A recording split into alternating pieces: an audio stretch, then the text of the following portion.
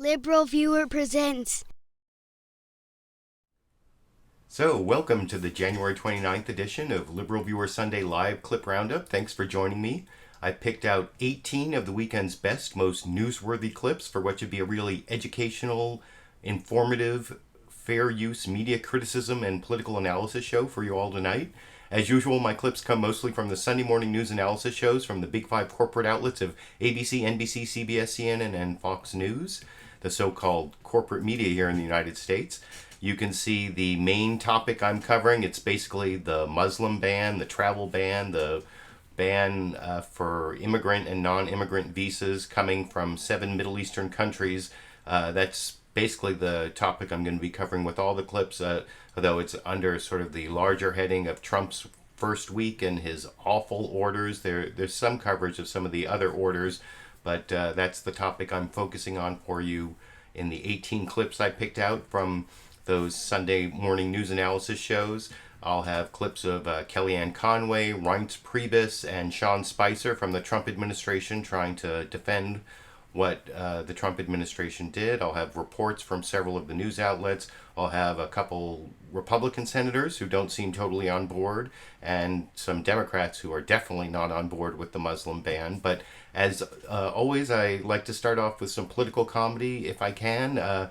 And I do have a couple clips from HBO's Real Time with Bill Maher from last Friday. Now, this Muslim ban story only broke a few hours before Real Time, although I think he could have fit it in if he really wanted to. And I have some question as to whether he did want to fit it in, given his history of not necessarily being opposed to something like this Muslim ban. And I'm going to show you a couple clips from Real Time to discuss that. The first one's from the monologue where he may not have had time to write jokes for the monologue that mentioned the executive order with the Muslim travel ban. So, but I did think his general criticism of Donald Trump's executive orders was on point in the 90 seconds worth of jokes I'm going to show you, where Bill Maher talks about how Donald Trump got down to the business of governing and showing that he doesn't really know how to do it over in this clip. Probably going to say I'm paranoid, but I want to bring this up because I think Donald Trump puts out 1,000 things you could talk about in a week. No. Oh, sorry, that was the wrong clip. I already started off with a mistake. I should point out I'm really tired. In the middle of like my 8 hours of preparation for the show, like 4 hours in, I had to go and do a 5-hour ACLU training today. So it's been a very long day. This is the day you're going to catch me making mistakes. I hope I don't do too badly, but that was the second clip I'm going to show. This is the monologue clip. And by the way, down in the video description, I forgot to say, you can find this clip list that's going to show all 18 clips that I'm going to use, and my notes that you may or may not be able to understand, but you should at least be able to tell where the clips are coming from, who's speaking in them. And also down in the video description is the entire Bill Maher monologue on the Real Time YouTube channel. They just uploaded it as a YouTube video. This is my favorite 90 seconds, like I said, about Trump's executive orders, how he's gotten down to the business of governing and doesn't know how to do it over here. Business of running a government, which Donald Trump apparently knows nothing about. He spent all week signing executive orders in these super classy leather binders that look like the menu at Beefsteak Charlie's. Let's see, I'll throw out the Mexicans and bring back torture, and the lady will have the filet. He keeps holding them up. After he signs them, like, look. Look, Mommy, I finished my coloring. Maybe we could put it on the refrigerator. Problem is that, executive orders are a real thing. When Obama did them, he had the lawyers go over it. People knew what was happening in the departments. No one knows these things are going to work. No one knows where's the money coming from. They're just signed tweets. We're going to build a wall. Done. No more Obamacare. Done. I want a pony. Done. I mean...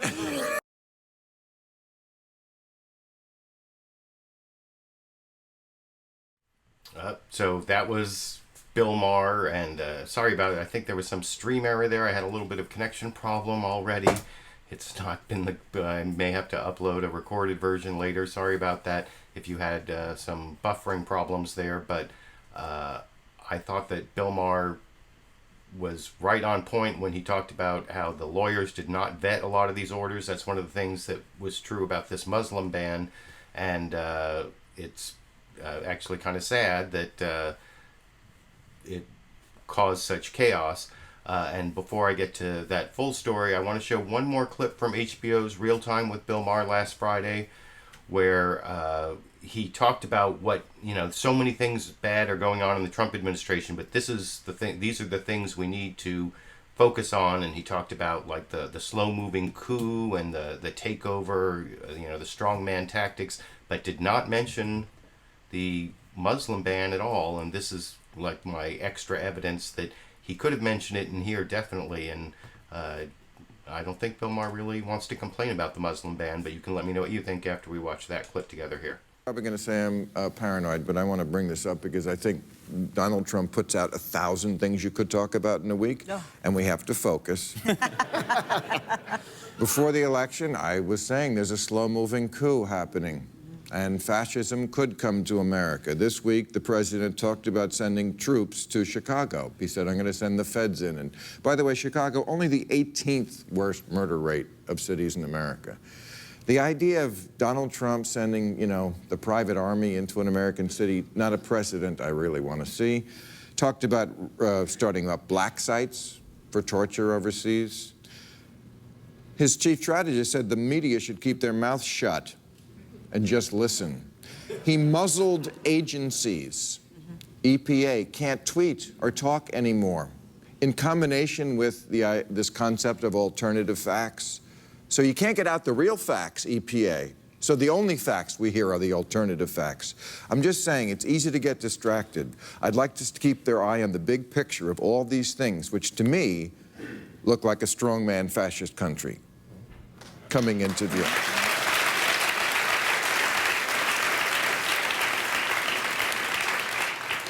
One you're in favor of.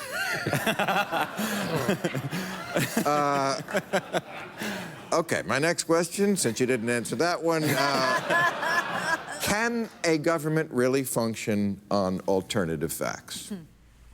And they go into that question on Real Time with Bill Maher, but I just thought that list of what we should focus on as the most egregious things that the Trump administration has done in the last week, the fact that he didn't put in this ban, the Muslim ban, this religious preference in immigration, it's not necessarily couched in religious terms, but there is something of a religious preference, and I'll get to that in a little bit.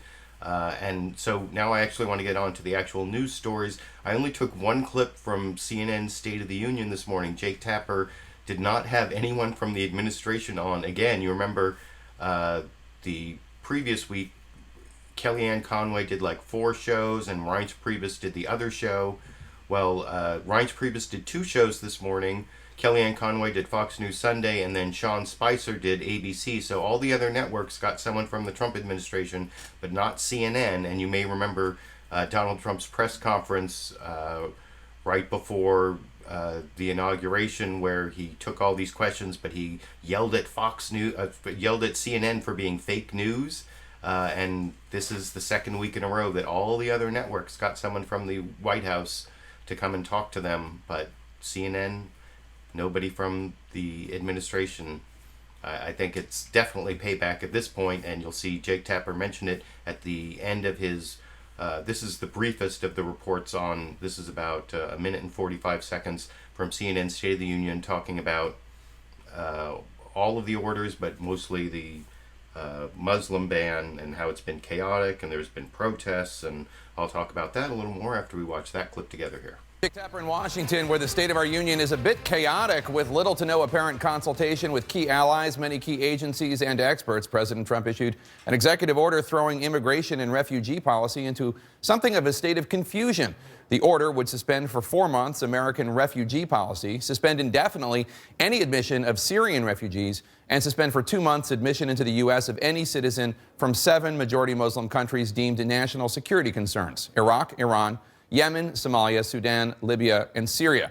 The order threw the nation's airports into a state of uncertainty, with many officials unclear of how to execute, what to do with those already in transit. What about green card holders? Hours ago, a late-night court decision granted an emergency reprieve, allowing citizens of the affected countries who are in transit with valid visas to remain in the U.S. The Department of Homeland Security says it will comply with judicial orders while continuing, quote, to enforce all of the president's executive orders in a manner that ensures the safety and security of the American people. The statement adds, quote, no foreign national in a foreign land has any unfettered right to demand entry into the United States, unquote. Protesters swarmed major airports yesterday, demanding an end to the travel ban, and more protests are planned across the country today. As of last night, the government says 109 travelers had been denied entry, and another 173 were told not to board aircraft coming to the U.S. The emergency court stay means those already in the U.S. can remain for now, but some are still detained at airports.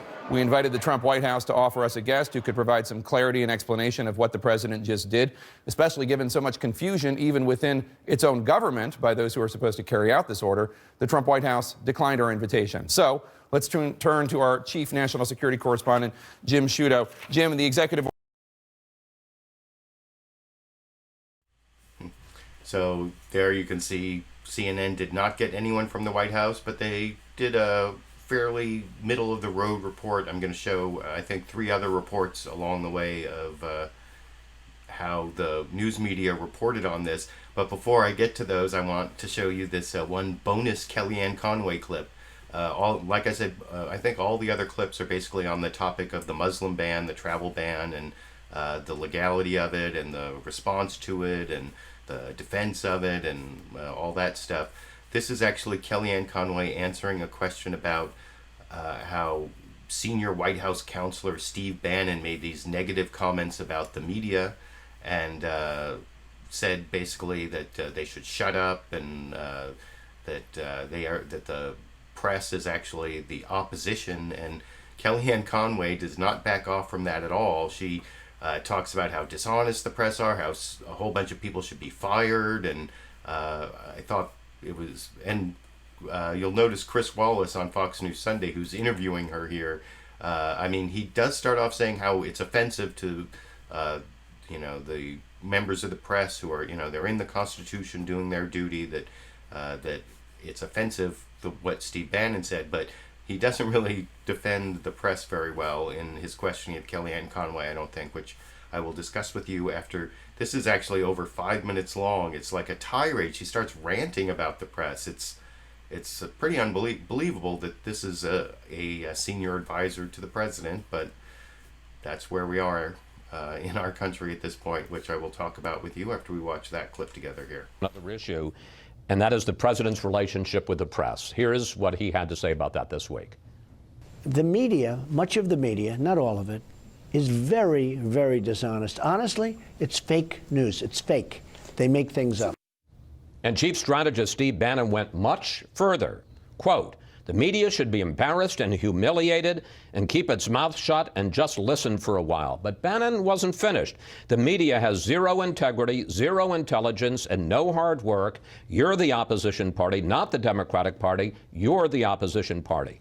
Kellyanne, do you understand how offensive that is? I understand how offensive it was to never be taken seriously that Donald Trump could be elected president. On great days, we were ignored. On most days, we were mocked. A lot of us reported on it fairly, and that's a different issue. No. It is the issue because it extends into this presidency, Chris. You can't put a piece of tissue paper between the way Donald Trump was covered as the Republican candidate, the Republican nominee, the president-elect, and the president. It's all the same. It is an anti-Trump screed. It is completely disrespectful to the office of the president. Why? Look at what happened this week. Nobody's interested in learning the policies. It's just I've been asking you about policies today. I asked you about the vetting. I asked you about Mexico. Yes, and I asked you about the Supreme Court. All of those are legitimate questions. Yes, not every network and every print outlet is created equally in this. But if you read people's Twitter feeds, that crap would never pass editorial muster in a newspaper or on your TV show and your network here, nor should it. And so the idea that tweets are my own, really at 10:45 a.m. while you're walking out of the place place where you work. All I would say Tweets is, are not your own. much to the dismay of some of the people here at Fox, I don't tweet. Look, it's, this is not necessarily about... Let me get to, if I may, to the real point. Politicians complain about bad press. I think you have some legitimate complaints about bad press. The First Amendment protects the press. We are in the Constitution, and it is offensive, quite frankly, to have folks, any politician, but folks who have been in the White House for a week, lecture us about what we should and shouldn't do and that we should keep our mouths shut. Well, no, I think what my colleague Steve Bannon is saying is, why don't you talk less and go listen to America more? Because let me tell you something. I know what he meant. I work with him every day. The media failed to learn America. Donald Trump proved something that the media failed to do, which is he understood America. The idea that we were never taken seriously in places like Pennsylvania to say we have zero and intelligence, zero integrity, and that we should keep our mouths shut is offensive. I think it's called listen more. And let me just say something that else happens. It's the way that everything is cherry-picked. Biased media coverage is easy to detect. It frankly helped us because this was such an elite rejection election where the establishment, the elites were all rejected by the voters. It turns out there are a heck of a lot more of them than us, Chris, and that's how we won. Why is that relevant? It's relevant because people, who's cleaning house? Which one is going to be the first network to get rid of these people who said things that just weren't true? Talk about fake news, talk about alternative facts. What happened last week? I went on 3 network Sunday shows. I spoke for 35 minutes on 3 network Sunday shows. You know what got picked? The fact that I said alternative facts, not the fact that I ripped a new one to some of those hosts for never covering the facts that matter to America's women, the 16.1 million women in poverty as we sit here, the 12.4 million women who have no health insurance. Everybody should feel outraged. The billions of dollars we have spent as a nation on public education, only to have millions of kids trapped in schools that fail them and never really promote and protect their intelligence and prepare them for the world as they all deserve. They shouldn't be restricted by the zip code where they live. They should be lifted up. This has all been a colossal failure, and nobody wants to talk about that. They want to talk about it's always zing, it's always playing gotcha. There's no question that when you look at the contributions made by the media, money contributions, they went to Hillary Clinton. We have all the headlines. People should feel embarrassed. Not one network person has been let go. Not one silly political analyst and pundit who talked smack all day long about Donald Trump has been let go. They're on panels every Sunday. They're on cable news every day. Who's the first editorial writer? Where's the first blogger that will be let go that embarrassed his or her outlets? We know all their names. I'm too polite to call them out by name, but they know who they are, and they're all wondering why I'd be the first to go.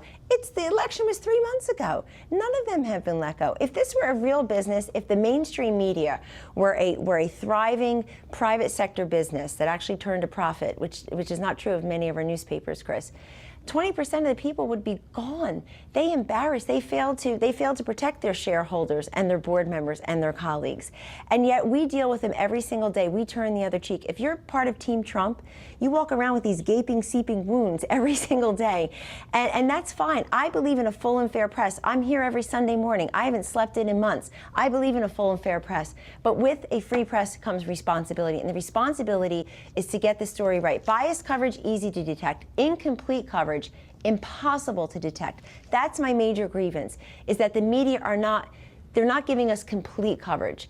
President Trump has signed all these executive orders this week. He's met with these heads of state. He's done so many things to stimulate the economy, to boost wages, to create jobs.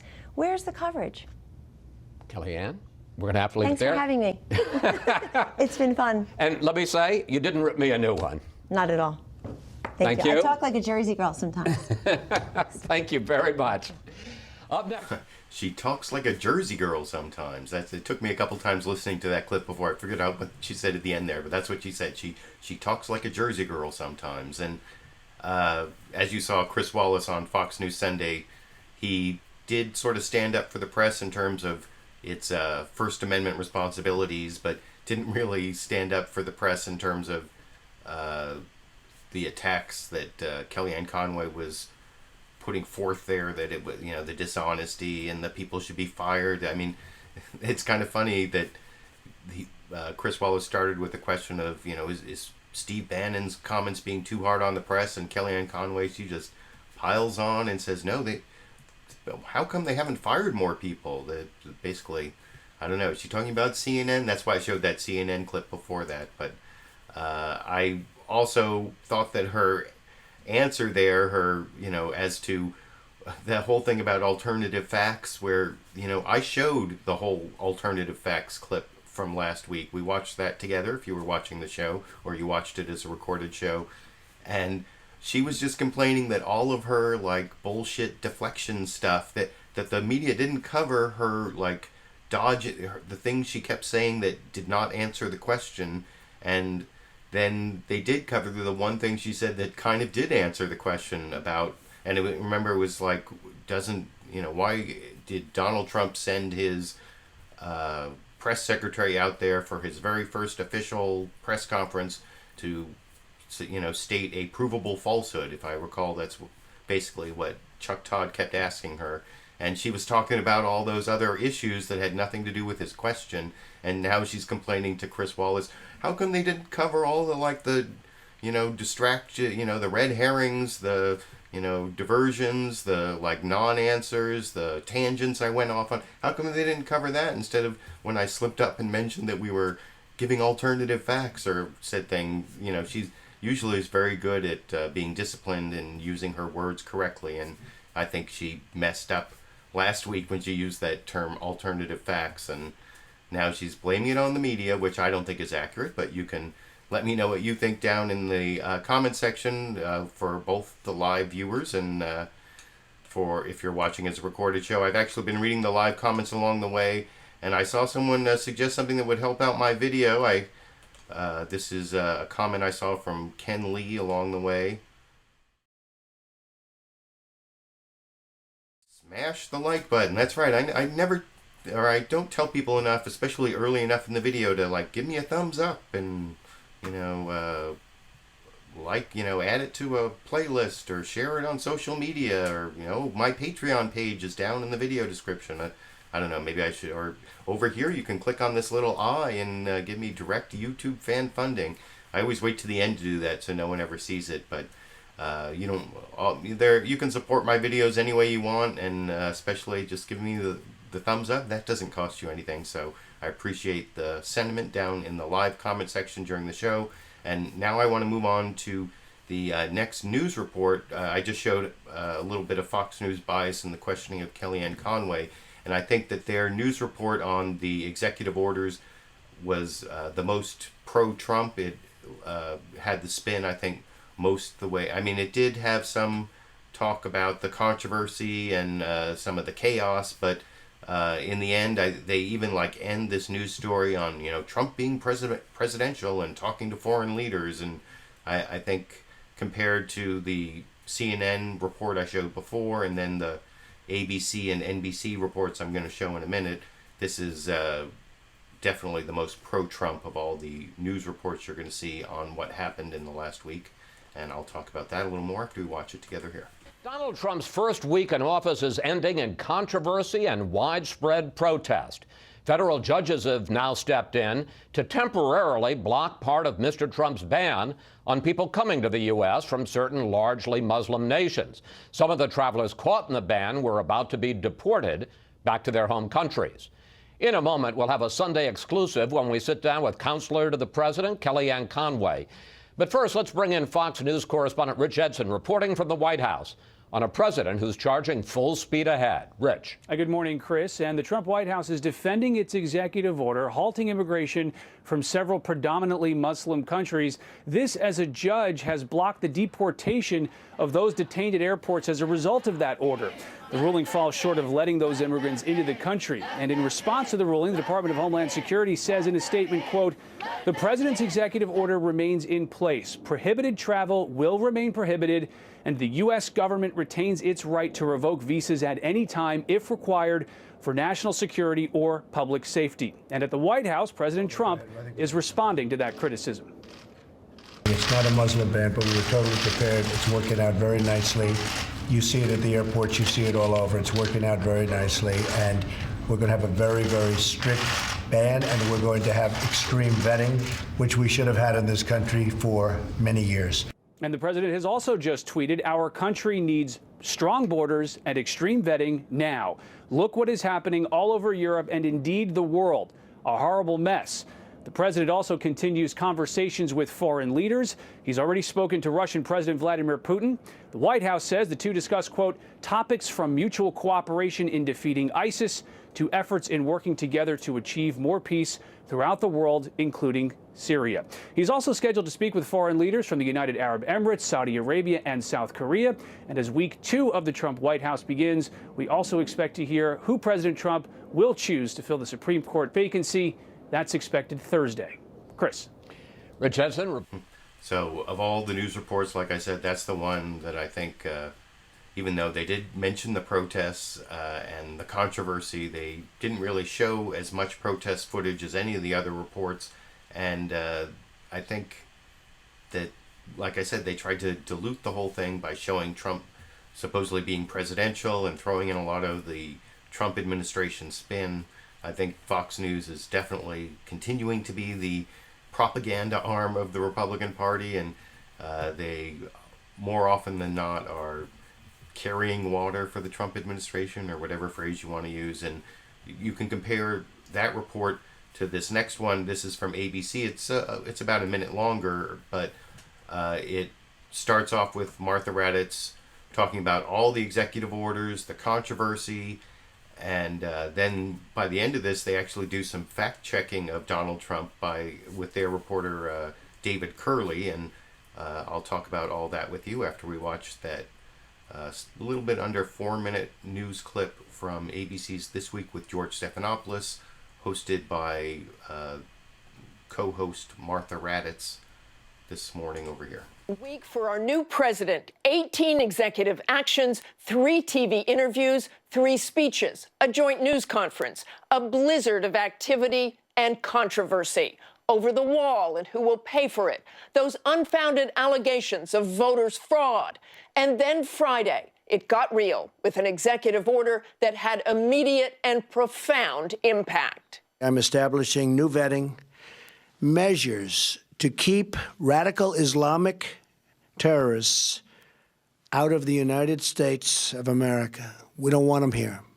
No surprise for anyone following the election, Trump has been promising this extreme vetting for more than a year, but still it came as a shock. A 90-day ban on travelers from 7 countries: Syria, Iran, Iraq, Somalia, Yemen, Sudan, and Libya.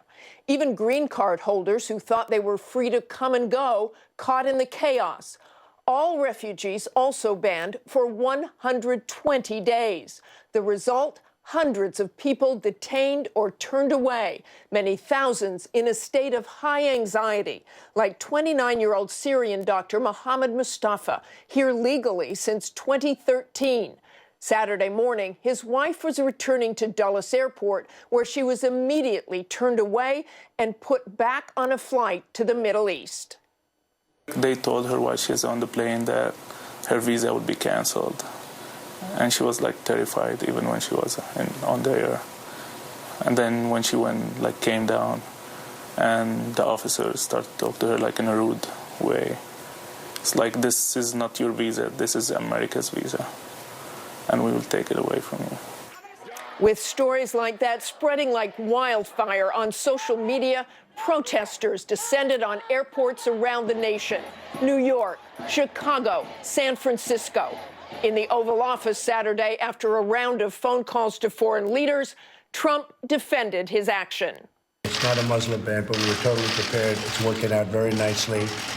We're going to have a very, very strict ban, and we're going to have extreme vetting, which we should have had in this country for many years. So let's bring in our David Curley at Dulles International Airport. David, you heard the president say the government was totally prepared. Is that the impression you're getting out there? The short answer this morning, Martha, is no. Sources are telling ABC News that the agency charged with carrying out these executive orders were not fully briefed. In fact, a lot of Homeland Security officers were basically making decisions on the fly yesterday as individuals were coming into the United States. There were families, protesters, a small army of immigration lawyers. It was quite the scene here at Dulles and airports around the country. In Seattle, police actually dispersed some crowds with pepper spray. It was a day of high drama at those airports. Cheers broke out at JFK Airport when a federal judge in Brooklyn ordered a nationwide order protecting anyone on a plane coming into the country at an airport from actually being immediately deported, kicked out of the country. And here in Virginia, another judge issued a 7-day ban on the government removing green card holders who have been detained here at Dulles International. And airlines were also kind of at a loss as to what exactly to do. The Airline Transportation Association, the International Association of Airlines, put out a statement, so airlines had to make decisions how they were going to handle the hundreds of people who were detained or told they could not come into the country. Martha? Thanks, David. Let's take this.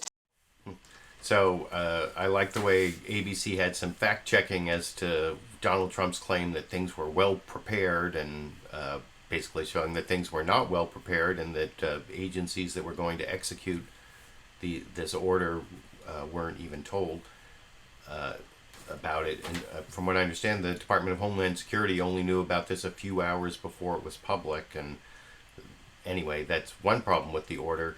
But something I really liked about that ABC report was that interview they had with the husband whose wife was put back on a plane and sent out of the United States. And I think the ABC report, along that part and some of the other reporting in that I just showed, really focused on the impact on real people, and more than any of the other reports. Although the NBC report's pretty good, that I'm going to show in a minute.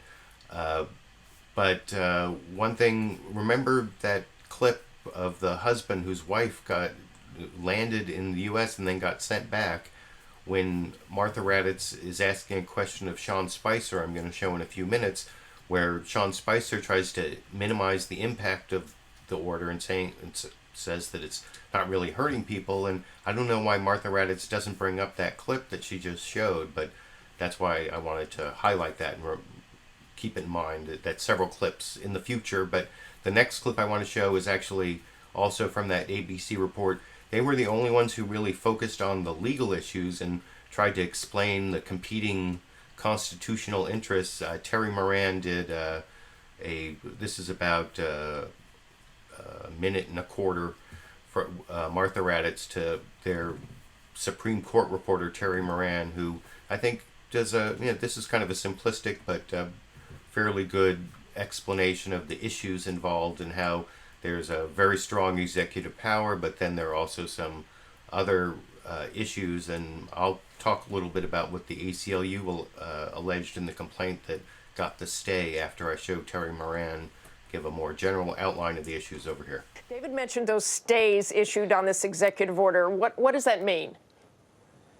Well, it's a timeout, Martha. Right now, the courts, three judges have said that the people who are appealing for relief from this executive order, people trying to get into this country who've been stopped, they've got a good enough case to take a close look at. Doesn't mean they're going to win, but the judges say if they don't take the case and they're turned around, they'll suffer irreparable harm. Now they take a hard look at the law, and the law, much of it is on President Trump's side. The Constitution, many laws of Congress, many precedents of the Supreme Court all give sweeping powers to any president to decide who does or doesn't get to come into our country. Now, Congress has passed a couple of laws saying you can't discriminate against people on the basis of national origin, but they've also passed a law saying anytime a president determines that a group of people is detrimental to the interests of the United States, he or she, any president, can suspend their permission to let those people into the country. So the bottom line here is, while President Trump is testing the limits of presidential power, when the cases are close, the tie almost always goes to the president. But Terry, no major terror attacks have been carried out.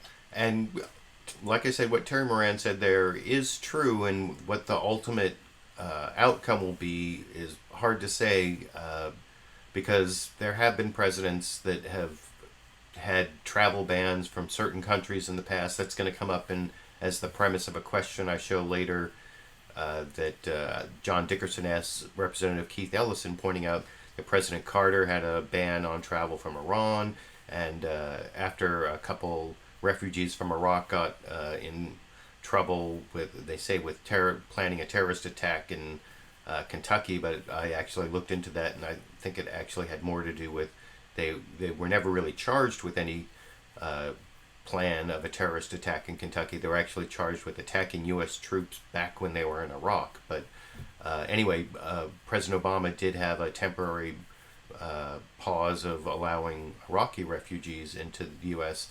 I can't remember, was that in 2011? I can't remember the exact year, but so there have been previous instances for national security purposes where presidents have had these bans or these pauses in immigration from certain countries, individual countries, not 7 countries like this. And one of the reasons that it may be also more of a problem legally is there's kind of a record where Donald Trump started off saying he wanted a Muslim ban, and then there's even Rudy Giuliani over on Fox News last night saying that he, like, on Donald Trump's orders, set up this commission to figure out how to do the Muslim ban legally. And so it's almost like it's a pretext. And I think Keith Ellison, actually, in that interview with John Dickerson that I mentioned in a clip I'm going to show near the end, it's actually the last clip I'm going to show, I think. He, I think, does a good job of arguing that it really is a Muslim ban. But before I get to all that, and before I get to the last clip, I have a bunch of clips in between. The next clip is actually the final of one of the news reports I want to show you. Oh, and by the way, if you want to see the ACLU pleadings, I said I would talk about that. Down in the video description, I put a link to the ACLU page on their case. It includes the complaint. If you look, there are 3 constitutional claims. They're all under the Fifth Amendment, but it's basically 2 due process claims, 1 equal protection claim. Those are the 3 constitutional claims under the Fifth Amendment. Even though the Fifth Amendment doesn't have equal protection, that's from the 14th Amendment, but equal protection has been imputed federally to the whatever, that you don't even want to know about all that. But then there are a couple statutory claims, and I think it's worth reading, and it was enough to get this stay from a judge in the Eastern District of New York. I mean, it's basically unfair, it's discriminatory, it doesn't give people any right of appeal, and it hurts people who have been, promised, like that translator. That's one of the things you're going to see in this next story from NBC. And one of the things I really like about this NBC story is they have a short clip of the executive director of the National ACLU, Anthony Romero. And of course, what he says is very, very important, which actually I don't even remember what he says, but because I haven't watched it since this morning, and that was so long ago, and I did this training since then, so I guess I will watch it together with you, and I will be impressed again with whatever it is Anthony Romero said in this NBC story. It's about 4 minutes long from this morning on Meet the Press, starting with Chuck Todd's introduction. What's interesting about this is he gives this introduction, which is mostly about the Muslim ban, and then he goes to his pre-recorded story, which also starts with the Muslim ban, and then it cuts back to what you can tell was the story they had planned until Friday when this happened, about the rest of the executive orders. And anyway, I'll talk about that NBC story after we watch it together here. Saturday, the new Trump presidency was met with frustration, anger, and protests. But unlike last week's massive planned demonstrations, yesterday's were spontaneous and had to do with a specific action by President Trump. The president's steps to, in effect, prevent some Muslims from entering the country led to dozens of people with permanent resident status being detained at American airports. And that led to protests at those airports all around the country. Many others at airports across the globe en route to the United States were simply told to go home. The wild scenes at U.S. airports included Seattle's SeaTac, where authorities had to use pepper spray on some protesters. Then last night, a federal judge in Brooklyn blocked part of the president's actions, simply preventing authorities from deporting those that were detained at U.S. airports during the early hours of this order. The scenes at American airports was the culmination of a whirlwind first week of the Trump presidency that saw a string of executive orders and proposals on everything from a proposed tax on foreign-made goods to the Mexican wall to the ditching of the Trans-Pacific Partnership trade deal. But it was this travel ban that had the most immediate repercussions. At airports around the country, celebration after Judge Ann Donnelly of the Federal District Court in Brooklyn, citing imminent danger of irreparable injury, blocked the deportation of people stranded in U.S. airports who had arrived in the United States with valid visas or refugee status.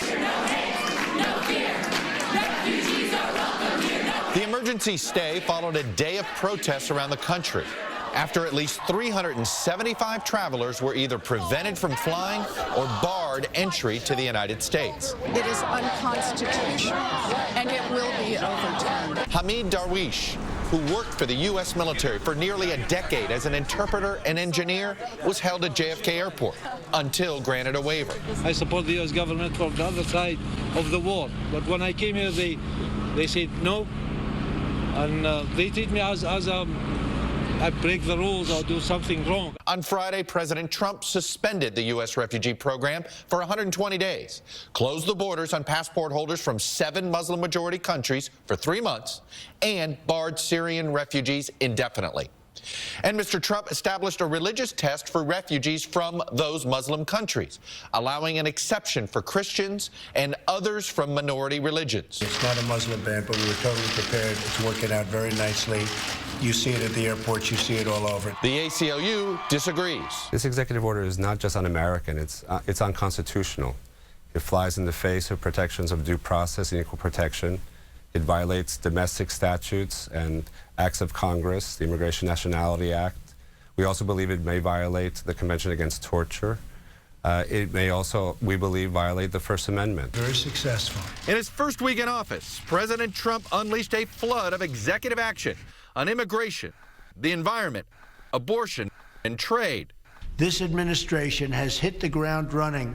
Also this week, via executive order, Mr. Trump attempted to start the process to build a wall along the U.S.-Mexico border, signed another order to cut off funds for sanctuary cities, and ordered a weekly, comprehensive list of criminal actions committed by aliens. To pay for the wall, the administration floated a plan to put a 20% tax on Mexican imports. It's certainly an option. But Americans would likely end up paying more for all kinds of imports, and some conservatives in Congress are pushing back. Senator Lindsey Graham tweeting, simply put, any policy proposal which drives up costs of Corona, tequila, or margaritas is a big-time bad idea. Mucho sad. Tariffs, no. Border security, yes. And to those who like Corona, I'm going to protect the price of oil. Busy first 9 days. So, yeah, what I really like about the end of that NBC story, like I said right before I started playing it, is that they had a bunch of leftover reporting, apparently, that they didn't cut out on the previous executive orders, like the things that I would have been most upset about if it hadn't been for this Muslim ban that hurt so many people so immediately, like people getting sent back and getting detained at airports. And I know a lot of lawyers who went out to airports and did some good work and help people, and I am really proud of the ACLU. We watched together what Anthony Romero said.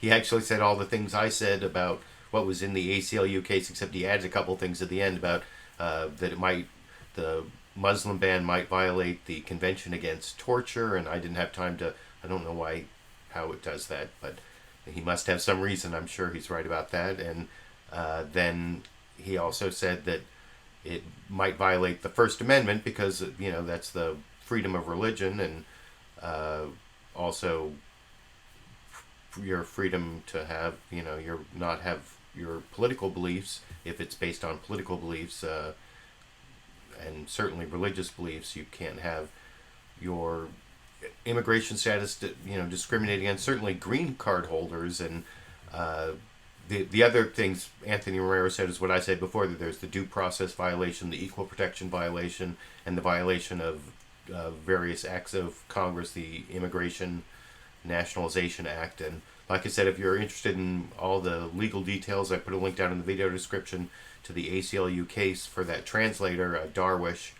I can't remember his first name, but on the green card issue, the next clip I want to show is also from NBC's Meet the Press. This is actually the most remarkable of all the answers that I'm going to show, I think. Even more remarkable than that Kellyanne Conway one about the media, because this is, well, Chuck Todd starts off asking about why it is that the Trump administration apparently overruled the Department of Homeland Security's advice not to have this apply to people who have green cards. That's like permanent residence. You're not a citizen, but you have all the rights of a citizen, except I think for voting. And you are a permanent legal resident. You can come and go in immigration, at least for immigration purposes. You have all the rights of a citizen. You're supposed to. And I think Chuck Todd actually mentions that in his questioning, if I have the correct clip. It's been like I'm a little having too much in my head in between when I watched the Meet the Press clips and now, so I'm not exactly sure. But what I am sure of is, because I watched this a couple times and even saw reporting on it afterwards, if you watch this, either Reince Priebus does not understand the Trump's the executive order green card policy, or he's like changing the policy in the middle of his answer. Because if you watch this clip more than once, as I have, at the beginning he says, you know, it's not going to affect green card holders going forward, and by the end he says, oh, I didn't mean that it was going to affect them before either. I just meant it never affected them. I don't know why you bring that up. Who said it affected green card holders? Or it's, well, you'll see if you watch the clip here.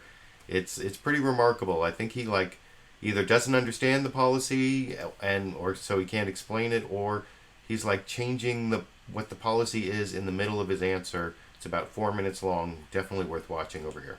The order apparently is to include green card holders, and that is something that there has been a report that the Department of Homeland Security recommended that it not include green card holders.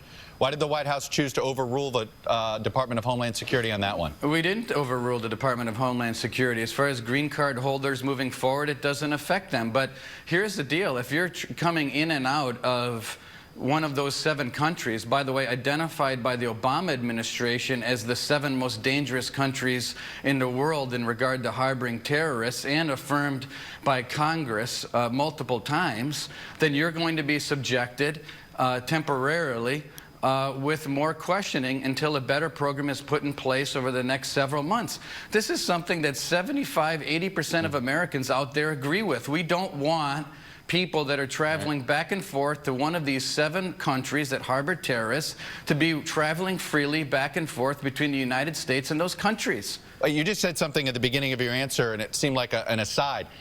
This order does not impact any green card holders from these 7 countries? Well, of course it does. If you're traveling back and forth, you're going to be subjected to further screening. I mean, we are going to... Wait, let me ask you this. You're going to do that? Are you going to do that to American citizens as well that travel in and out of these 7 countries? I would suspect that if you're an American citizen traveling back and forth to Libya, you're likely to be subjected to further questioning when you come into an airport. Now, why do you believe, let me ask you this, why are you confident that's constitutional? And I'll ask it this way, because green card holders, they go through extreme vetting to get the green card, number 1, but number 2, when they get that green card, they're entitled to all the protections. I'm not suggesting, listen, wait a minute, Chuck, I'm not suggesting that. I understand that, but are you, by having to put in an extra hurdle for a green card holder in order to get back into the country, how are you confident that doesn't violate their rights and that it doesn't end up making this order unconstitutional? First of all, the order is not affecting green card holders moving forward, okay? That's number 1. I'm confused by that. You keep saying going forward. You just said it did. I'm confused. You said it does. Green card holders from those 7 countries. If you would just slow down for a second and listen, I could answer your question. I understand that, but you've twice confused me, so I'm trying to understand the clarity. It's because you don't stop talking, Chuck. I love you, but I mean, let me answer the question. If you are a person, this isn't in regard to the executive order. The executive order doesn't affect green card holders moving forward. I've said that. But what I'm suggesting to you is that Customs and Border Patrol, I would suspect, if they have a person that's traveling back and forth to Libya or Somalia or Yemen, I would suspect within their discretion, they might ask a few more questions at JFK or some other airport when someone's coming back and forth within their discretionary authority as a Customs and Border Patrol agent. And what I'm saying is I would suspect that most Americans would agree that that might be a good thing to do. What I'm not suggesting to you is that that is in the order moving forward. I'm suggesting that within the discretion of the CBP, that those questions would likely be asked. Okay, you say it doesn't affect green card holders moving forward, but you just said it does impact green card holders from those 7 countries. Those two things don't compute. No, it computes, Chuck, because there's discretionary authority that a Customs and Border Patrol agent has when they suspect that someone is up to no good that's traveling back and forth to Libya or Yemen. And I'm not suggesting it's in the order. I'm suggesting that at every level in an airport, a Customs and Border Patrol agent has the authority to use their discretion to ask questions. That's all we're talking about. We're off on a tangent that has nothing to do with the executive order. Well, let me ask about the executive order because So I don't know. I don't think that Reince Priebus was fair when he was accusing Chuck Todd of being the reason he couldn't answer the question because he kept talking. You know, you talk too much or whatever it was he said there. I think that might have been like a stalling tactic because his answer, and it wasn't even true because later John Dickerson, when in a clip I'm not going to show, I don't think, when he's questioning Reince Priebus about the same thing, points out that there was actually guidance from the White House given to Customs and Border Patrol about giving increased questioning to green card holders, and green card holders were affected. So, and like I said, Reince Priebus's at the end of his answer there disagreed with the beginning of his answer. His answer really didn't compute. Like Chuck Todd was saying, you can let me know what you think down in the comment section. Sorry to the live viewers if there was another stream error in the middle there, but hopefully I'll just upload the recorded show and it'll be all perfectly clean. But I actually want to get over to one more question that Chuck Todd asked Reince Priebus about the Muslim ban, and this is why these 7 countries, when like it's not Saudi Arabia where all those 9/11 hijackers came from, or Egypt, where I think a couple of the 9/11, do I have that right?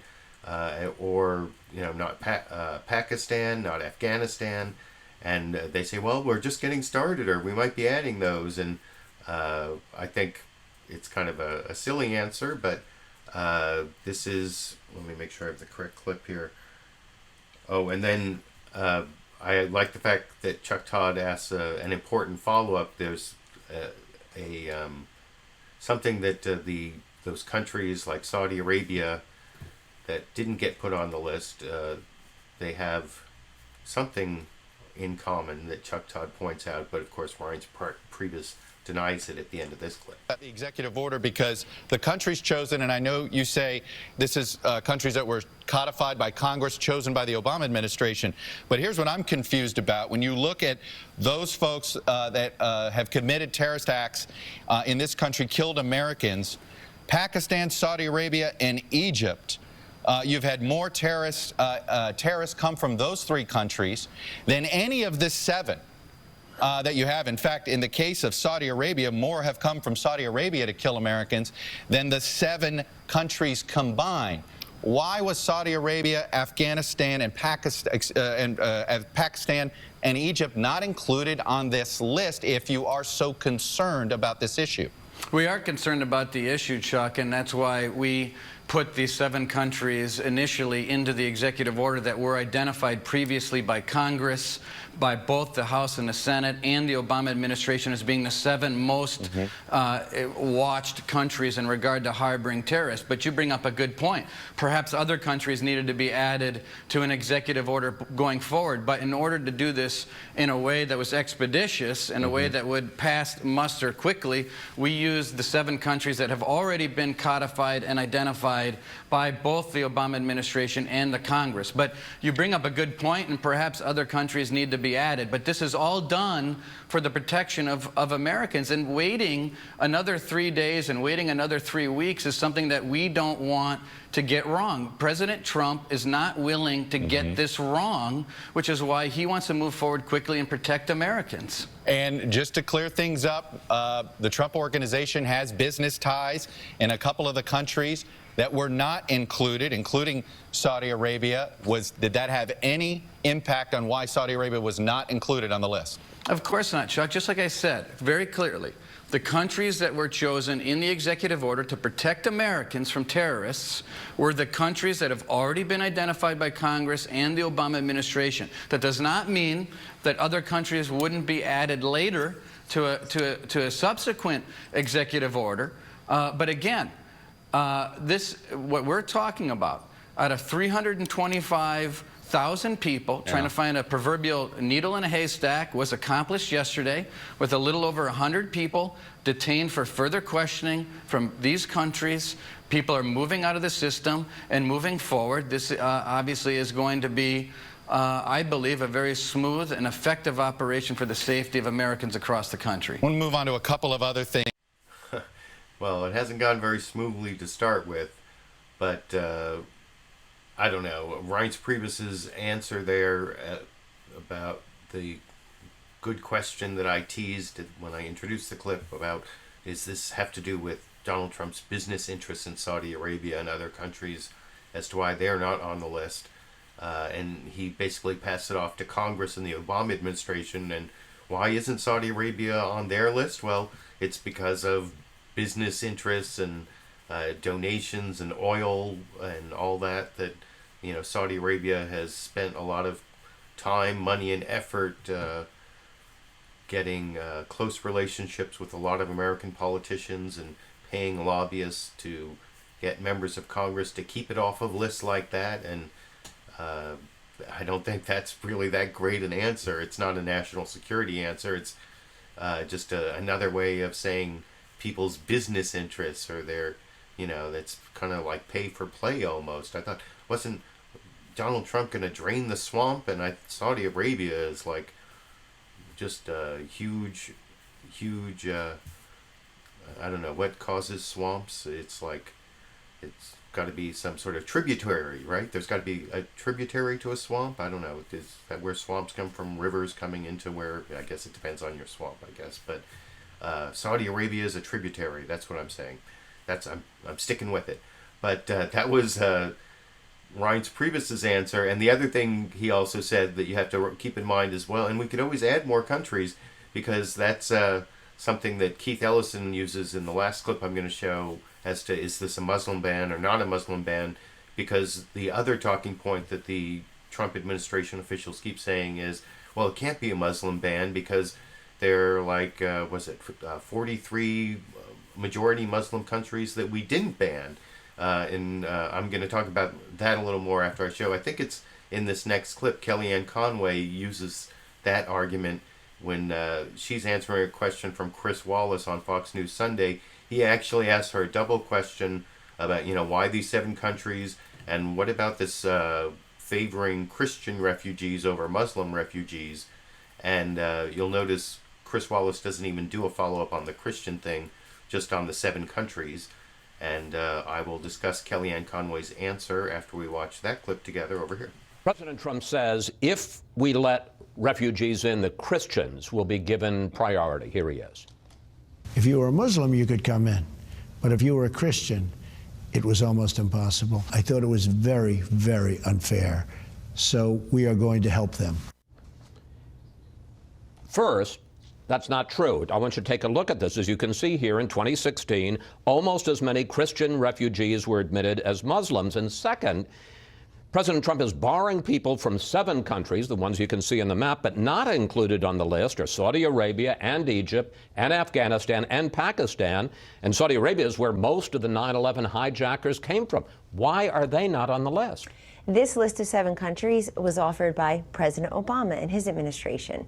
In 2015, well, that's never Chris, stopped you before. Well, but hold on. In 2015, Chris, Congress passed the Terrorist Prevention Act. And what it essentially did was it identified the 7 countries, an expanded list from 4, and identifying them as a threat. These are countries that have a history of training, harboring, exporting terrorists. And one thing that's very important to recognize, that whether you're the Orlando shooter, yes, he was born here, but went abroad, was radicalized on the internet. If you are San Bernardino, if you are the Sarnoff brothers in Boston, these are people who traveled abroad, were radicalized, were trained, and then came back and did their bloodletting, their massacre here on American soil. It's no different really than what happened all across Europe. And so we can't just keep on looking the other way and pretending that there aren't people out there. There isn't a terrorist organization, ISIS, Al-Qaeda, otherwise, No, but who wants to... Kellyanne, the specific question I'm asking you is Saudi Arabia, for instance. That's where the 9/11 hijackers, most of them came from. Why not block them? Congress and President Obama's administration came up with this list of 7.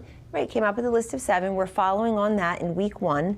This president will certainly keep identifying threats and risks. And look, Chris, people can't have it both ways with President Trump. They can't say on the one hand, wow, he's not taking these briefings seriously, when he is. He has a presidential daily briefing. He is privy to information that the rest of us aren't, particularly the media. The political media aren't national security intelligence experts receiving briefings every single day like our president is. A president will always have information. Congress will always have information. The rest of us do not. And let me make very clear, these 7 countries, what about the 46 majority Muslim countries that are not included? Right there, it totally undercuts this nonsense that this is a Muslim ban. This is a ban on travel, prospective travel from countries trying to prevent terrorists in this country, from countries that have a recent history of training and exporting and harboring terrorists. The president also got into a rift this week. So yeah, there's Kellyanne Conway using that argument. It's not a Muslim ban because there are 46 countries that are majority Muslim that we didn't ban. And not only is that undermined by her previous argument that was also used by Reince Priebus, and I guess it's too late for a spoiler alert, but this is one of the arguments Keith Ellison will use in the last clip I'm going to show, that, well, they say they could, they're still working on it. They could add more countries at any time. So, they just said these 7 countries are a start. So that 46 country argument is undermined that way.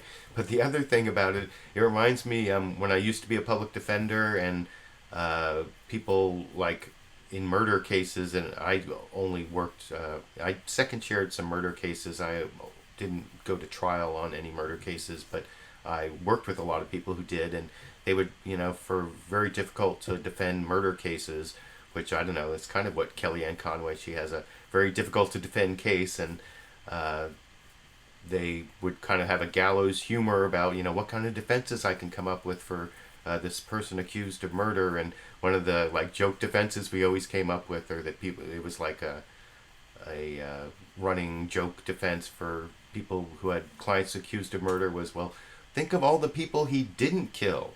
And anyway, that's kind of a long way to go for my analogy for what Kellyanne Conway said there, but it's like, think of all the Muslim countries we didn't ban. That's how we know it's not a Muslim ban, but I don't know.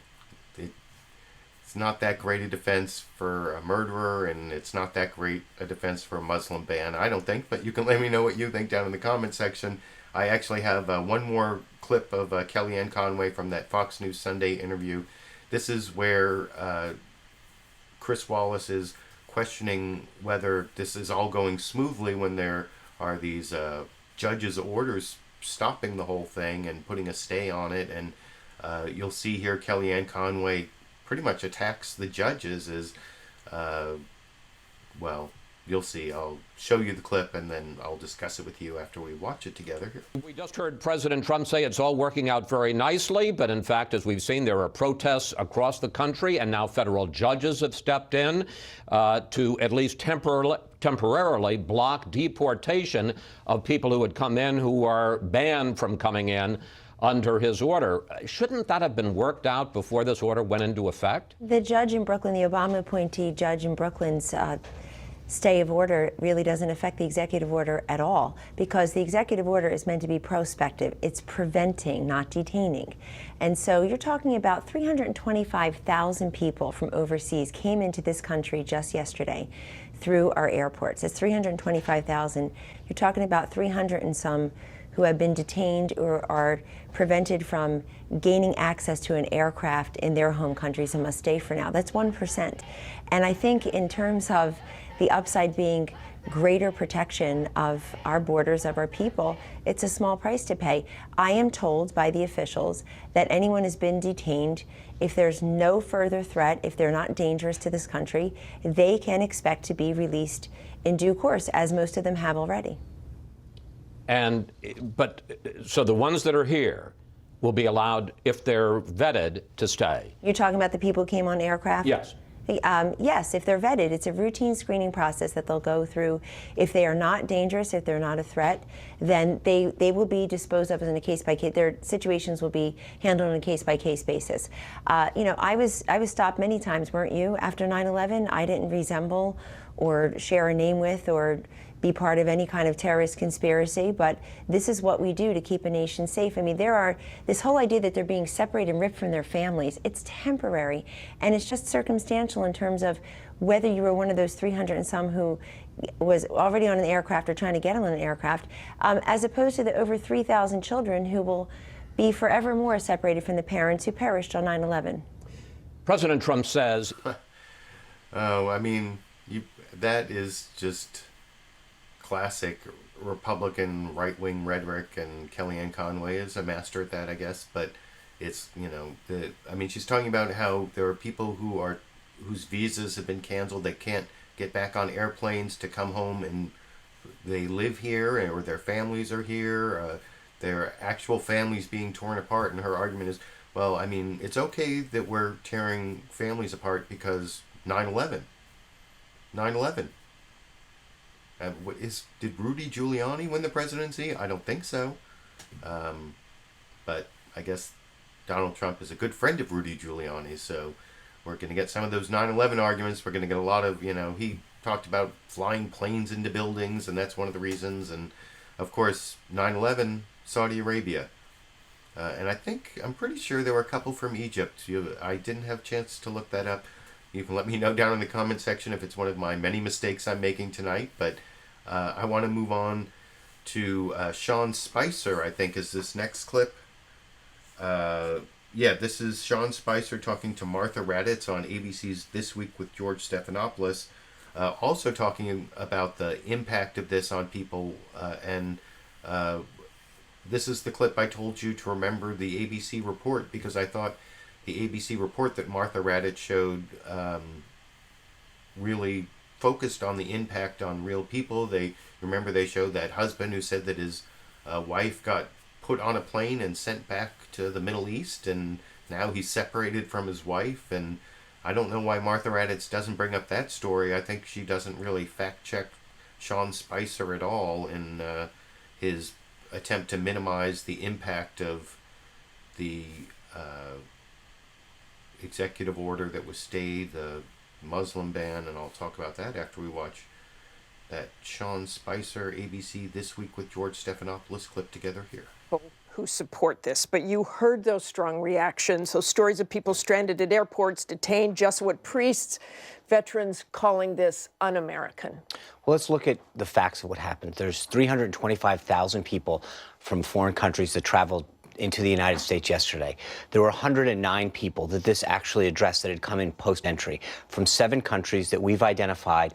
That, in fact, actually the Obama administration had previously identified needed further travel restrictions.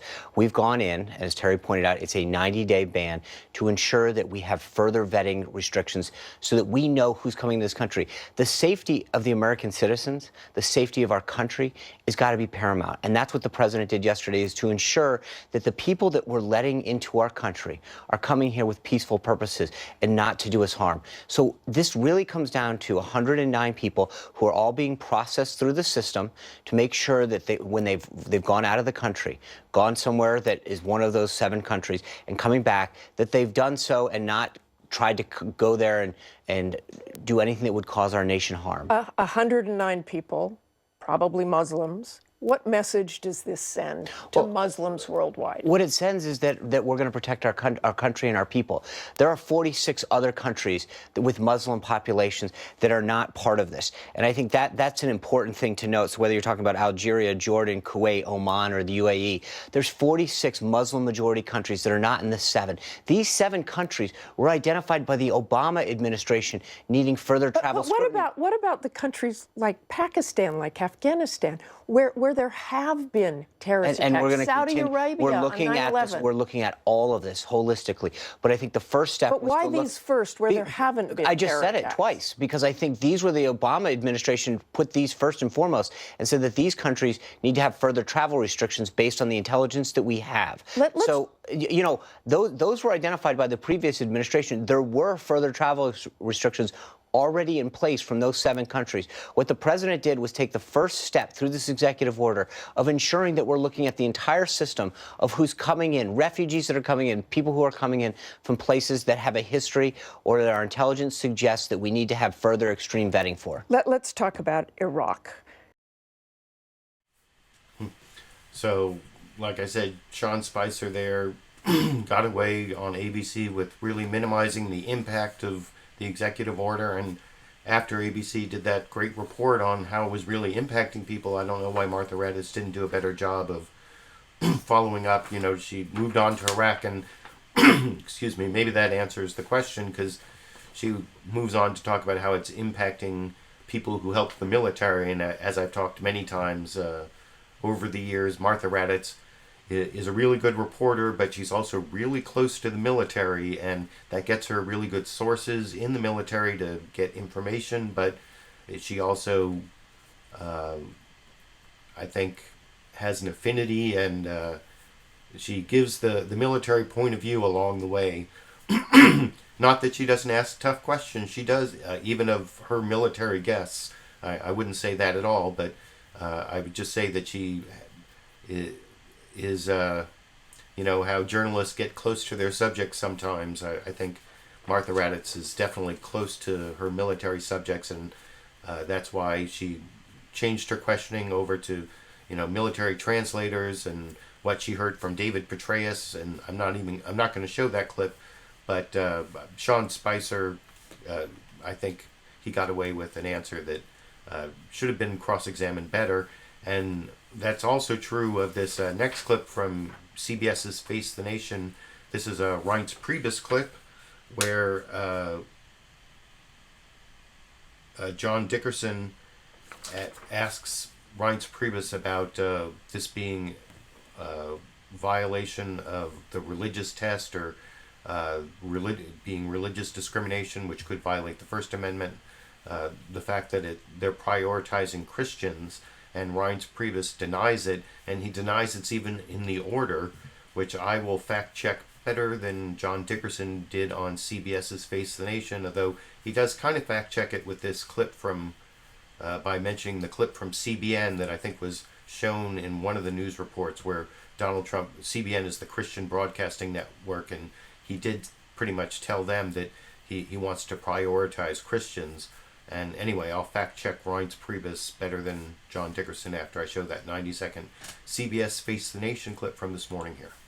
Of a Muslim ban. The president said it's not one. The president also said Christians will be prioritized. In putting out this executive order, Did you check with the other Muslim countries the United States is allied with to anticipate the backlash you would get from this? Well, for a second, but hang on a second. The order also says persecuted Muslims have priority as well. So, I mean, that's a piece that's just getting totally either, however you want to call it, misreported or not fully reported. It doesn't just say Christians. It also says persecuted Muslims get priority as well. So this is not a Muslim ban, John. All this is identifying the 7 countries. And the reason we chose those 7 countries was those were the 7 countries that both the Congress and the Obama administration identified as being the 7 countries that were most identifiable with dangerous terrorism taking place in their country. Now, you can point to other countries that have similar problems, like Pakistan and others. Perhaps we need to take it further. But for now, immediate steps, pulling the Band-Aid off, is to do further vetting for people traveling in and out of those countries. Let me ask this is you an 80% issue, John. Yeah. Well, let me just to get... When President Trump was interviewed by the Christian Broadcasting Network, the question was asked, do you see Christians as having a kind of priority here? The president said yes. So people aren't crazy to think that he's put a priority on Christians. But back to my central question. So yeah, then John Dickerson kind of changed the subject, and he let Reince Priebus get away with something there where he kept saying how the order says, yeah, persecuted Muslims are also given refugee priority, not just persecuted Christians. How come people aren't saying persecuted Muslims are allowed? Well, I went through and read the order. There's a copy of the order printed in the New York Times. It'll link I put down in, I think I actually put it down in the topic in the video description. And here I just, I didn't have time before the show, but I just took a screen capture. Let me see if I can import it here, of the section of that order that I'm talking about. Let me see if I can turn the audio on when I...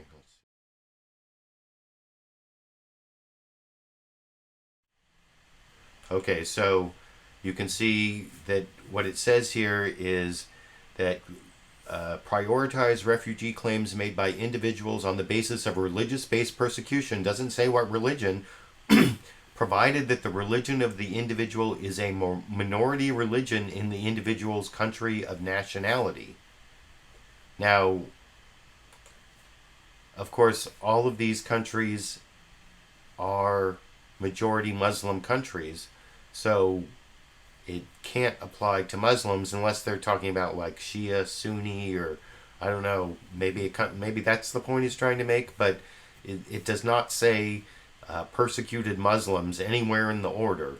It doesn't say persecuted Christians, but it does say persecuted religious people as long as they're minority religions in their country, which is basically everyone except Muslims because they're majority Muslim countries. So I don't know if maybe they can do the Sunni Shia split. That seems like they should, like, they don't say sects, they say religions. So I don't know. Let the lawyers figure it out, because they didn't even have lawyers look at that before they wrote it out. You know, I want a pony, done. Isn't that what Bill Maher said at the beginning in the first clip I showed? That's, I want to ban Muslims, done. But that's the way they wrote it up, and you can read the order for yourself there. But I want to go back to an ABC This Week with George Stephanopoulos clip. This is another Martha Raddatz clip where this is Martha Raddatz talking to Senate Majority Leader Mitch McConnell. I've now gotten through the part where I'm showing people from the Trump administration. I'm done with all my Kellyanne Conway clips and all my Reince Priebus clips, and then that one Sean Spicer clip. Now I have a couple Republican senators and then one Democratic senator and one Democratic representative for my final 4 clips. So the first clip I want to show is one of my favorite senators to do my Toby the Turtle impression. This is the way Jon Stewart used to do Mitch McConnell. And one thing I've noticed with my Mitch McConnell clips is he's really, really disciplined. He just like sticks to the talking points that he came with, and you know, no matter how you switch around the question, he like comes back to. You'll see here Martha Raddatz asked like 4 different ways, what do you think about this Muslim ban? And he basically says, you know, if it's If it's more vetting, that's good. But he's, not a fan of the Muslim. If it's a religious test, it's like more vetting, yup. But religious tests, nope. Or I don't know. That's not my best Toby the Turtle, but I'll show you the Mitch McConnell clip where he doesn't sound at all like Toby the Turtle, but he is very disciplined on his talking points, despite Martha Raddatz trying to switch up the questioning a couple times over here. President Trump's temporary immigration ban from these predominantly Muslim countries? Well, I think it's a good idea to tighten the vetting process. But I also think it's important to remember that some of our best sources in the war against radical Islamic terrorism are Muslims, both in this country and overseas. And we have had some difficulty in the past getting interpreters, as you suggested in the earlier segment, who are helpful to us, treated properly. So we need to be careful as we do this. Improving vetting is something. And yet, right now, they're being detained. So, well, it's going to do you ultimately support be this, or do you decided. not It's going to support ultimately be decided in the courts as to whether or not this has gone too far. I don't want to criticize them for improving vetting. I think we need to be careful. We don't have religious tests in this country. In the past, you've called a Muslim ban completely and totally inconsistent with American values. While the president says this is not an outright Muslim ban, even if this is temporary, how is this order consistent with American values? Well, if they're looking to tighten the vetting process, I mean, who would be against that? But I am opposed to religious tests. The courts are going to determine whether this is too broad.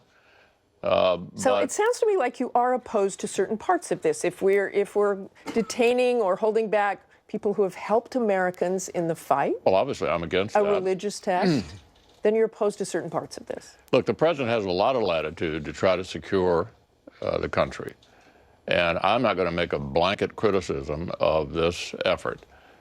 However, I think it's important to remember, as I said, a lot of Muslims are our best sources in the war against terror. So do you think this will have blowback? Well, we'll see. In the world? I mean, Yeah. Are you sensing that already? You've seen the reactions. Yeah, well, we'll see. And it's important, however, to emphasize it's important to keep America as secure as possible, and we'll see how it plays out. Just tell me again how you would summarize what happened with this executive order. How I would summarize it? Yes. How would you?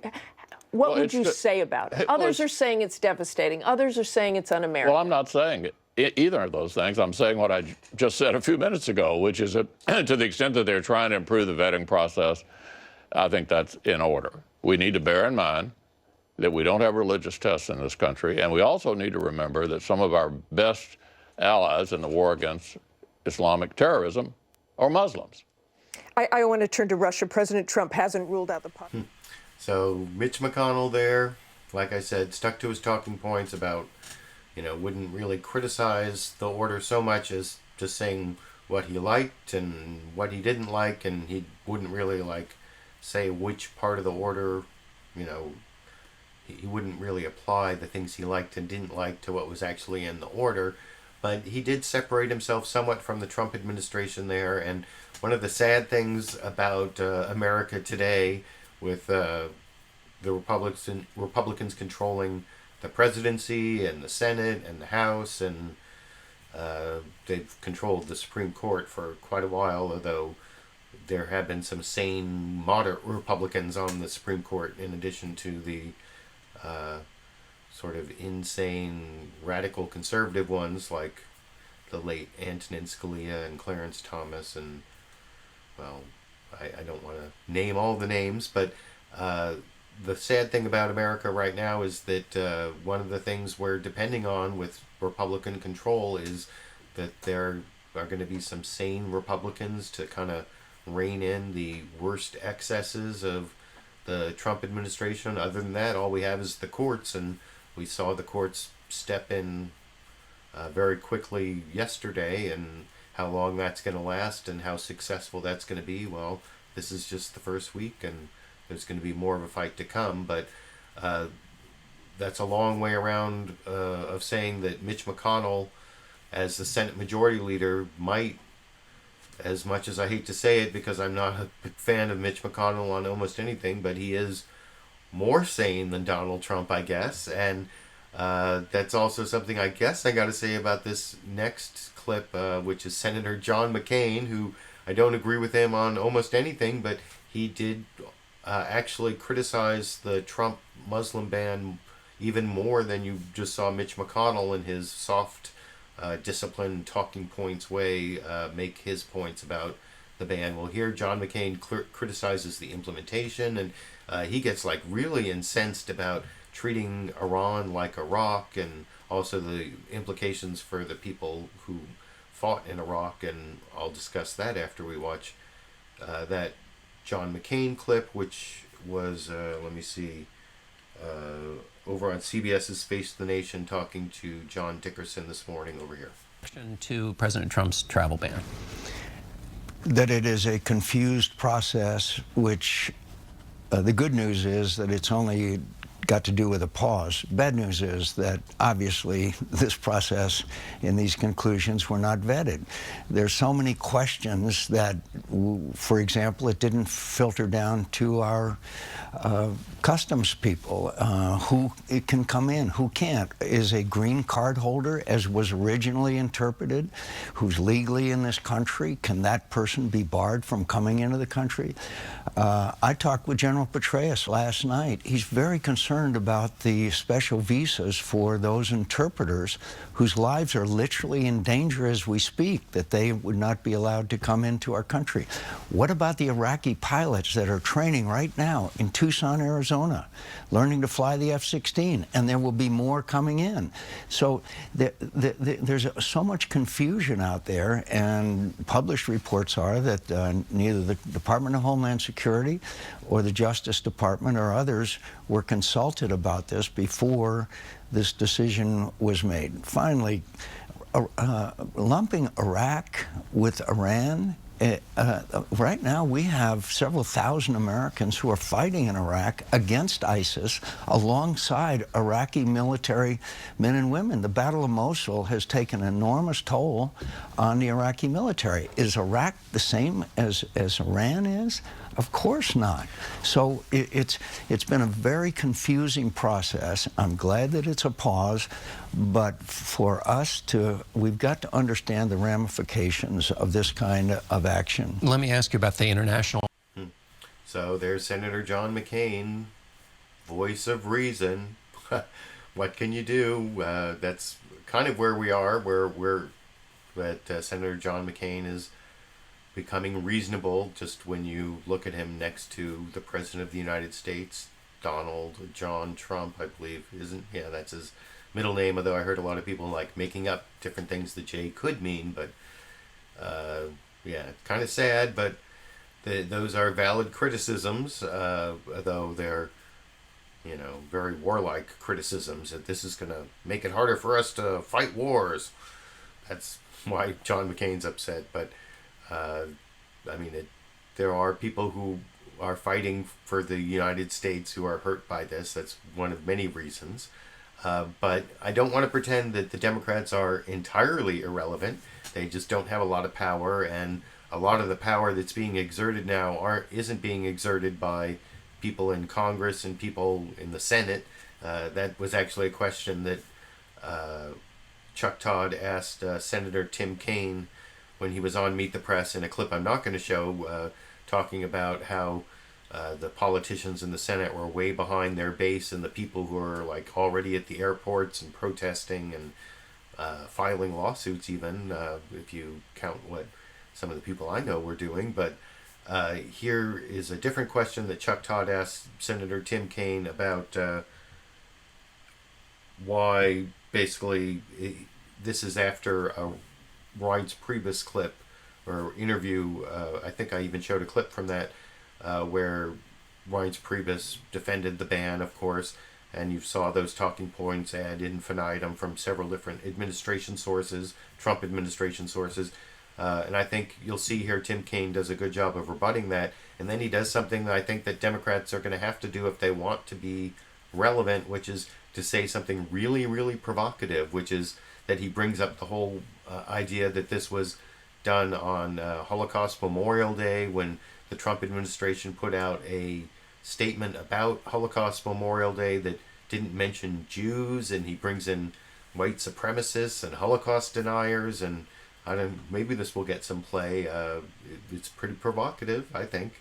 Maybe it's the sleeper clip of the night, the penultimate clip of the night, which I will discuss with you after we watch together over here.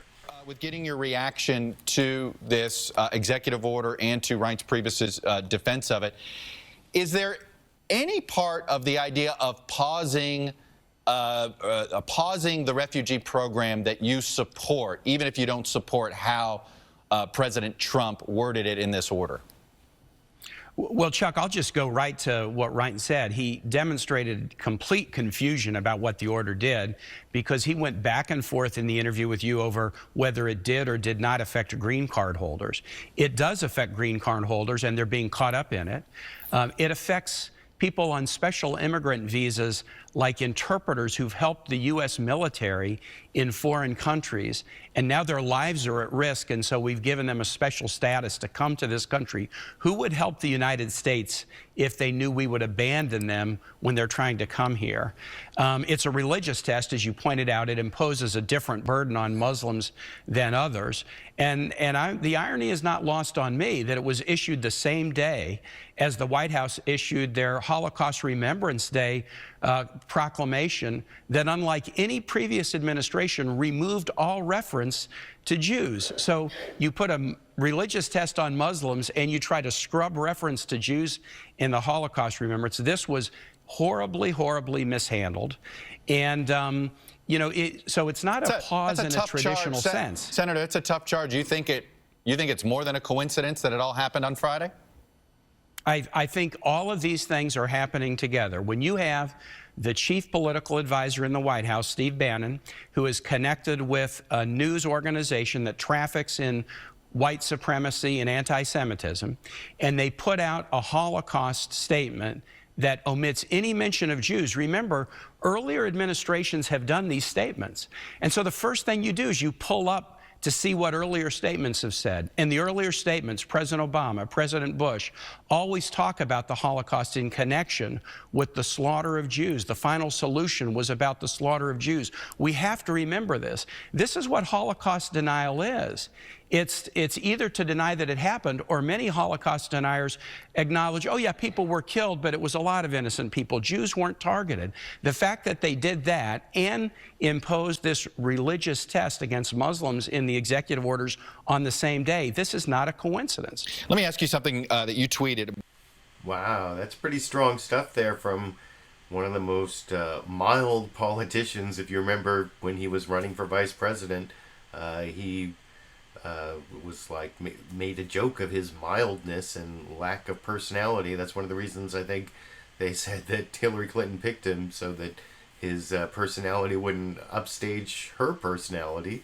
And there he is, like, coming out with very strong talking points on, you know, they're doing what Holocaust deniers do, white supremacists, and it's obviously a one weak point of the Trump White House, especially with Steve Bannon as senior counsel, who used to be a writer at Breitbart, who certainly has these alt-right nationalist views, if you want to call them white supremacist, or I've looked at some of the headlines on Breitbart, which certainly, I mean, they're clickbait, but they use a lot of terminology and arguments that are pretty racist. I don't think you could. I mean, you can disagree with me in the comment section if you want to, but I was surprised and pleased with the strength of that argument, going right at the Steve Bannon heart of the Trump presidency that Tim Kaine pulled out there in his interview with John Dickerson. Oh, I'm sorry, with Chuck Todd on Meet the Press. I'm so tired. But I only have one more clip to play, which is John Dickerson on Face the Nation. I teased this clip a couple times. It's Keith Ellison, who's running to be head of the Democratic Party. He's, I believe, he for a long time was, are there any Muslims in Congress now? I can't believe in 2016 we elected any Muslims other than Keith. I know he was like the first Muslim in Congress. I think he may still be the only Muslim in Congress. So he is the go-to person to talk about this Muslim ban. And you'll see John Dickerson brings up what Jimmy Carter did after Iran and what Obama did after these Iraqi refugees in Kentucky were arrested, although, well, I'm not going to go into the whole Kentucky thing, but I think Keith Ellison gives a good, impassioned argument why it is a Muslim ban, some of which I already spoiled if you were paying attention earlier, but let's watch that last clip of the night together here. The president's defenders would say that after the Iranian hostage crisis, Jimmy Carter asked Iranian students to report to immigration offices. During the Obama administration, the State Department paused Iraqi refugee processing because of terrorism concerns. So that what Donald Trump is doing here, it may be bigger, but it is in keeping with what previous presidents have done. You know what? We've never had a religious-based ban before, and they can't deny that this is a Muslim ban. It is a Muslim ban. On the campaign trail, he said he wanted a Muslim ban. He said on national television that there would be other religious groups that would receive priority. This is a Muslim ban. Rudy Giuliani, who helped him write it, said that they started out with the intention of a Muslim ban, and then they sort of languaged it up so to try to avoid that that label. But it is a religiously based ban, which is something that I mean, our Constitution says Congress shall make no law establishing a religion or abridge the free exercise thereof. This is a violation of equal protection. It is a religiously based ban. And if they can ban Muslims, why can't they ban Mormons? Why can't they ban Seventh-day Adventists? Why can't they move into ethnic groups? But in this case, they've named countries which were named on lists already by the Obama administration. And if it were a Muslim ban, why wouldn't they ban Pakistan and Indonesia and Turkey and Egypt? None of those countries are affected. Well, according to Reince Priebus, they're working on it, right? I mean, that's what I heard him just tell you, that they might just add more. You know, but the fact is that terrorism, a horrible scourge on the planet, comes from all kinds of places, some where the majority of the population is Muslim, some not. And it even comes from within our country. And the fact is that we cannot make a religious-based distinction. We have to go based on the evidence that we find that people are actually engaged in. And let me just tell you, when you want to ban refugees, these folks go through an 18 to 24-month vetting as it is. You know, the fact is that if you talk about banning Syrians, about 3/4 of those folks are women and children. A full third of them are kids under 12 years old.